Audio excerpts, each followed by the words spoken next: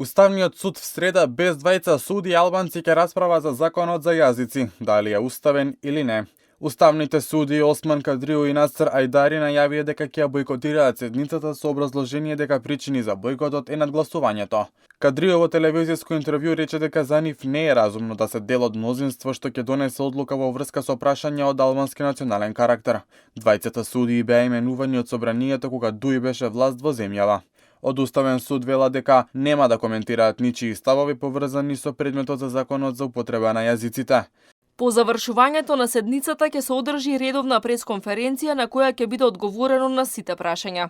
Во пресрет на седницата на судот Дуи излезе со предупредување дека укинување на која било одредба од законот за употреба на јазиците не е само правен чин, туку директен удар врз стабилноста и мирот на државата. Овој закон е производ на сложен компромис, постигнат по години на макотрпни преговори и представува темел на меѓуетничката еднаквост и взаимната почит. Одлука која би го загрозила овој закон би представувала тешко кршење на Охридскиот договор и враќање назад кон неизвестна и нестабилна иднина.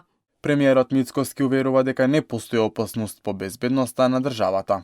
Вашата загриженост е на место, зашто судиите избрани од Демократската унија за интеграција и СДСМ сега се напаѓани од истата таа Демократска унија за интеграција, а кога станува збор за заштита на криминалците кои што правеле криминал, тогаш истите овие обвинители и суди се во одбрана на истите. Не постои опасност по безбедноста, нити некогаш сме дозволиле да постои, сме предупредувале дека има обиди да се наруши безбедноста. Еве еден од тие обиди и се и ова вие што го прочитавте.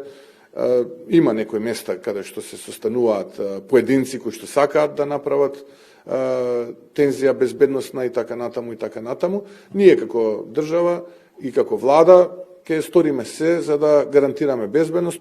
Предметот за законот за јазиците е составен од 13 иницијативи од различни граѓани, политички партии и здруженија, оформени во 2019 година, а стана актуелен есенва по забелешките на Венецијанската комисија. Претседателот на Уставниот суд Дарко Костадиновски неодамна во интервју рече дека со законот за јазиците политиката создаде своевиден правен хаос, кој резултира со политички хаос, недоверба и дилеми. Напомена дека е можно да се искористи алатка од новиот акт на Уставниот суд, односно судиите да изразат сомнеж за уставноста на законот и да го пратат во собранието на доработка.